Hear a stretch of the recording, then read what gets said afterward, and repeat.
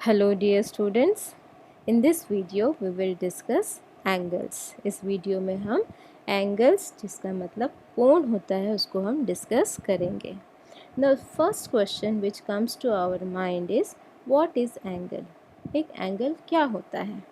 So an angle is formed by two rays with common initial point. एक angle जो है वो दो rays से मिलके बनता है और जिनका जो इनिशियल पॉइंट है, प्रारंभिक बिंदु है, वो कॉमन होता है, सेम होता है. वो सेम प्रारंभिक बिंदु से शुरू होने वाले दो रेज से मिलके बनता है क्या? एक एंगल. और we can say that an angle is a combination of two rays having common initial point. Now the common initial point of the two rays forming the angle is called vertex of an angle. ये जो common initial point है जहाँ से जो ये raise शुरू हो रही हैं, वो उस कॉमन इनिशियल पॉइंट को हम क्या बोलते हैं? Vertex of the angle. क्या बोलते हैं? Vertex of the angle. The two rays forming the angle are called arms or sides of the angle. और जो दो रेज हैं जिनसे मिलके ये एंगल बन रहा है, वो रेज इस एंगल के क्या कहलाते हैं? साइड्स कहलाते हैं या फिर आर्म्स, हाथ कहलाते हैं. Now the symbol used to denote an angle is small L shape. ये छोटा सा एक जो L shape है, ये है किसी भी एंगल को डिनोट करने वाला सिंबल. ना एंगल को मेजर करने के लिए हम जो यूनिट यूज़ करते हैं उसको हम बोलते हैं डिग्री. जैसे हम सेंटीमीटर, मीटर, किलोमीटर जो है यूनिट यूज़ करते हैं किस लिए? किसी भी लंबाई को मेजर करने के लिए. वैसे ही किसी भी एंगल को मेजर करने के लिए जो हम यूनिट यूज़ करते हैं उसको हम बोलते हैं degree. Now naming an angle. अब एंगल का नाम कैसे लिखें?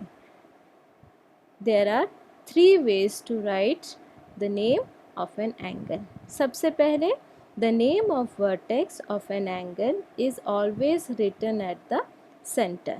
फॉर एग्जाम्पल एंगल AOB और एंगल BOA. तो सबसे पहला एक तो देखिए लिखने का तरीका है. सबसे पहले आपको एंगल का सिंबल बनाना है और उसके बाद जो इनिशियल पॉइंट है, जो कॉमन पॉइंट है, हमेशा एंगल लिखते समय उसको बीच में लिखना है. ये रे है ना AOB, या फिर आप इसको लिखिए एंगल BOA. सो ये जो कॉमन इनिशियल पॉइंट है जहाँ पे ये एंगल बन रहा है वो हमेशा सेंटर में रहेगा.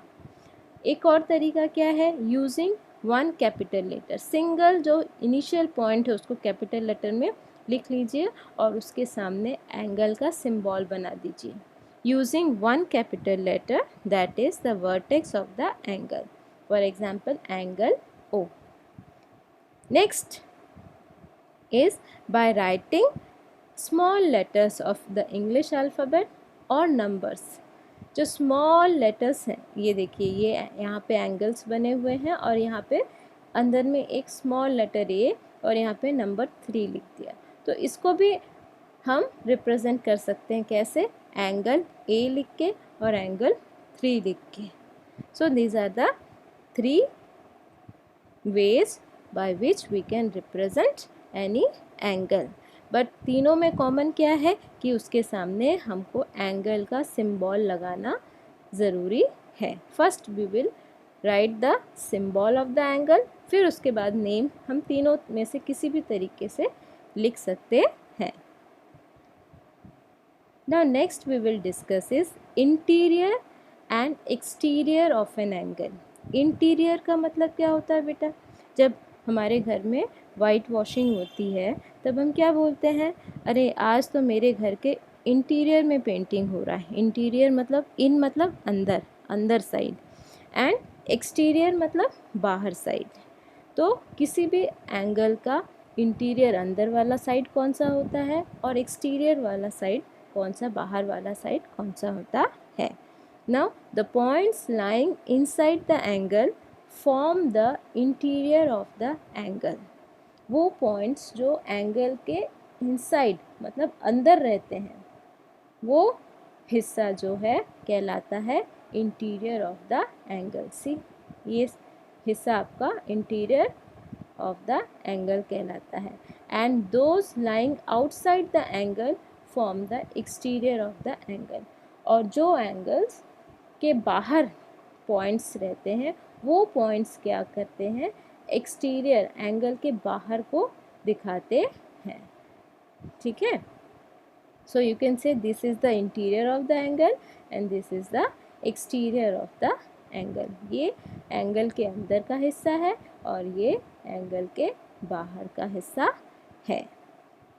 Now in the adjoining figure, point x, y and z lie in the interior of angle PQR, while point A, B and C lie in the exterior of angle PQR। See, ये देखो x, y, z point जो है वो angle के interior में है, present है, जबकि एंगल ए बी सी जो है वो इस एंगल पी क्यू आर के बाहर में है।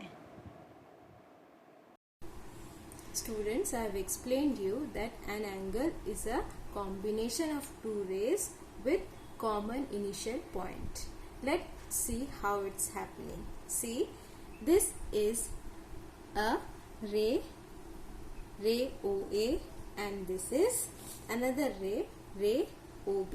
See, these are the two rays. Now if we combine their initial point, इनका initial point ये है, starting point है ना, अगर इन दोनों को हम combine करके common कर दे, same कर दे, तो क्या हो रहा है, what is happening? See, we have combined both the initial points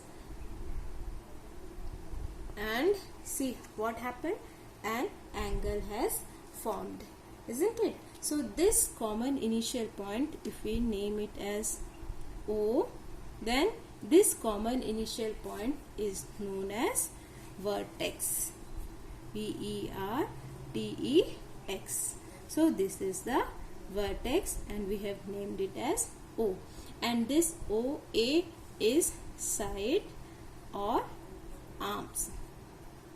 This is also OB is also one side, or we called it as arm. So OB and OA are two sides of this angle, and this is the angle. Now the symbol for representing an angle is a small capital L. See, this is a small capital L, and this is the symbol which is used to denote an angle. Now name of angle, हम angle का नाम कैसे लिखेंगे? For writing name of angle, सबसे पहले we have to put the symbol of the angle. Then जो vertex है वो हमेशा सेंटर पे रहेगा, है ना।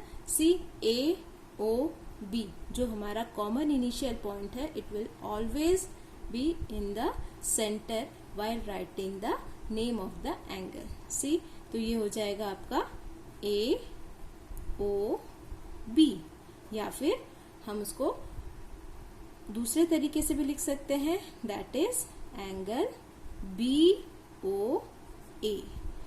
For making it more clear, I am just writing it A, point A, and this is point B. So AOB or BOA. Another way of representing one angle is we have to put the symbol लिखिए, और simple जो vertex है उसको आप capital में लिख दीजिए, this is angle. So in this way angle forms.